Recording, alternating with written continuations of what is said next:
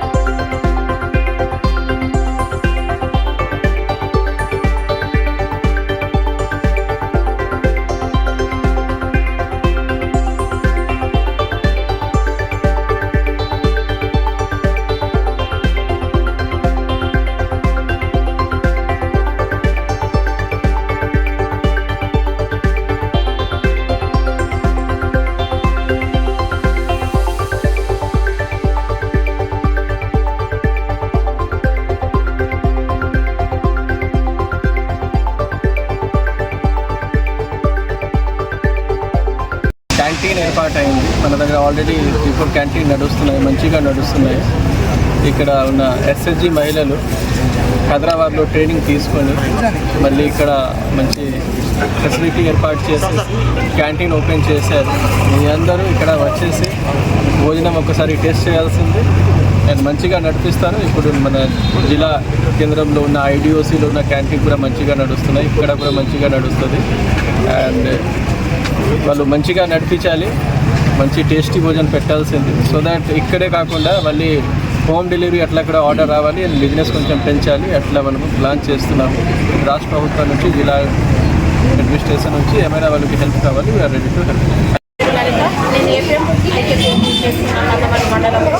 ఈరోజు మన జిల్లాలో ఉన్న మందమర్రి మండల సమాజానికి సంబంధించి ఇక్కడ మందమర్రి మండలంలో ఇందిరా మహిళా శక్తి అనే క్యాంటీన్ ప్రారంభించడం జరిగింది.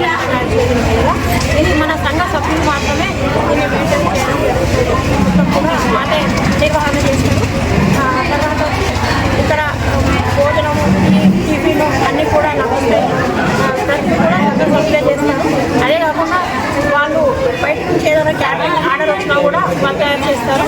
వాళ్ళు ఎవరైనా ఆర్డర్ ఇచ్చిన స్వీట్స్ కానీ, మిక్చర్స్ కానీ, అప్పాలు కానీ, చెగోడీలు కానీ ప్రతి ఒక్కరు కూడా ఆర్డర్ పైన చేయడం జరుగుతుంది. ఇప్పుడు ప్రస్తుతానికి ఈరోజు ప్రారంభం చేసినాము. ఒక 10 మంది ఉపాధి పొందుతున్నారు.